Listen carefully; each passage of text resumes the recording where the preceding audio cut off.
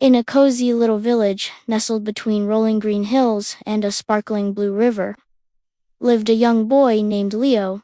Leo was a cheerful and adventurous boy, with a heart full of sunshine and pockets full of interesting stones.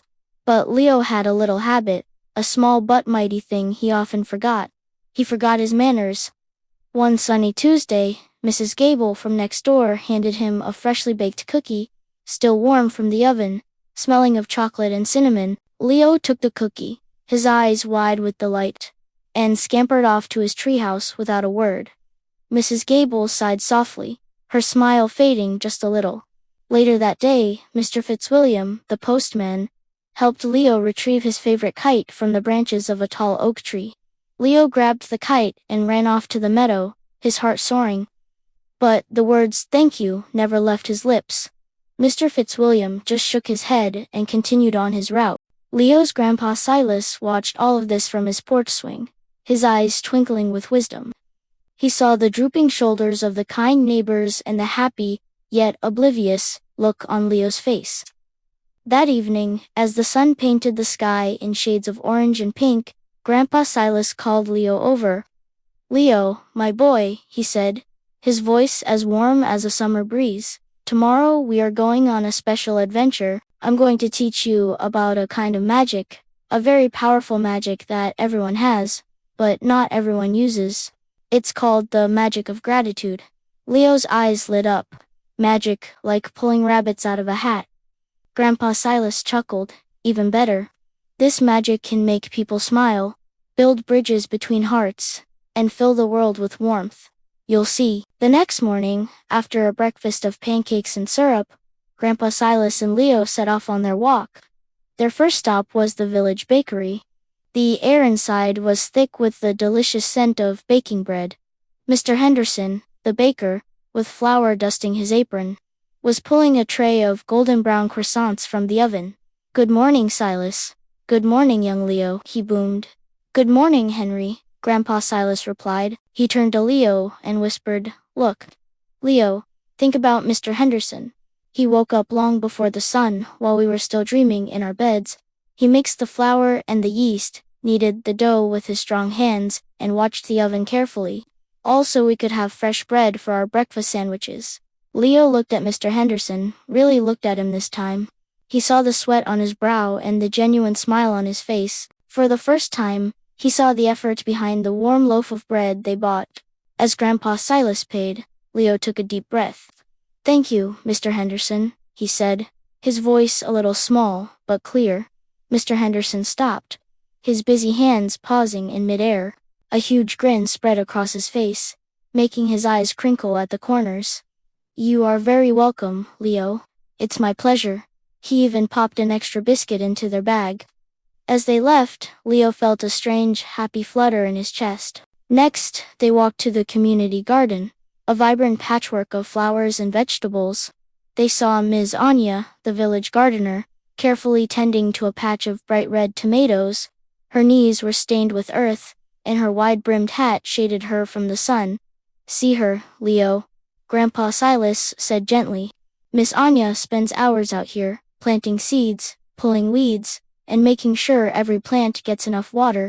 Because of her hard work, we have fresh tomatoes for our salads and beautiful flowers to brighten up the village square. She shares her harvest with everyone." Leo thought about the juicy tomatoes he loved to eat. He'd never once thought about where they came from, or the care that went into growing them. He walked over to Ms. Anya. "Your flowers are really pretty," he began, a bit shyly. "Thank you for making the garden so beautiful." Miss Anya looked up, surprise and delight washing over her features. She beamed at Leo. "Oh, thank you for noticing, sweet boy. That means the world to me." She snipped off a perfect, sunny marigold and handed it to him. "Here, this is for you." Holding the flower, Leo felt that happy flutter again, but this time it was stronger. The magic was working. Their walk continued through the village. Grandpa Silas pointed out the librarian who carefully organized the books, so Leo could always find his favorite adventure stories. He showed Leo the street sweeper who kept their paths clean and safe for riding his scooter. With each stop, Leo's understanding grew. Every small convenience, every simple joy, was connected to someone's effort, someone's care.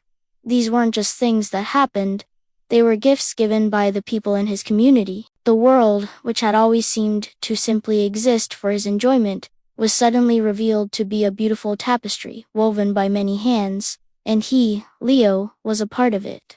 Over the next few days, Leo became a gratitude wizard.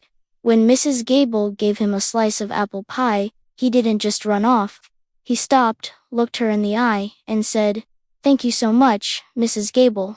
This looks delicious." Her smile was so bright, it could have outshone the sun. When Mr. Fitzwilliam delivered a package for his grandpa, Leo ran out to meet him. "Thank you for bringing our mail every day, Mr. Fitzwilliam, even when it rains." The postman was so surprised he almost dropped his mailbag. He let out a hearty laugh and gave Leo a friendly pat on the shoulder. Leo started saying thank you for everything. He thanked his mom for packing his lunch. He thanked his teacher for explaining a tricky math problem. He even thanked the little stream in the woods for being a great place to sail leaf boats. And the most wonderful thing happened. The more he used his magic words, the more magic he saw in the world. The baker always had a special smile for him. The gardener saved the sweetest strawberries for him. The whole village seemed to glow with a newfound warmth, and Leo felt it glowing right back at him from the inside. He realized that thank you wasn't just a rule, it was a connection. It was a way of saying, "I see you, I appreciate you, we're in this together." One evening, as twilight settled over the village, Leo was sitting with Grandpa Silas on the porch swing again, watching the fireflies begin their nightly dance. The marigold from Miss Anya was in a small vase on the railing, its sunny face a happy reminder of his adventure. Leo leaned his head against his grandpa's arm. The world felt peaceful and full of love. He thought about their walk, about the baker and the gardener, and about the amazing, powerful magic he now held. He turned to his grandpa, his heart overflowing.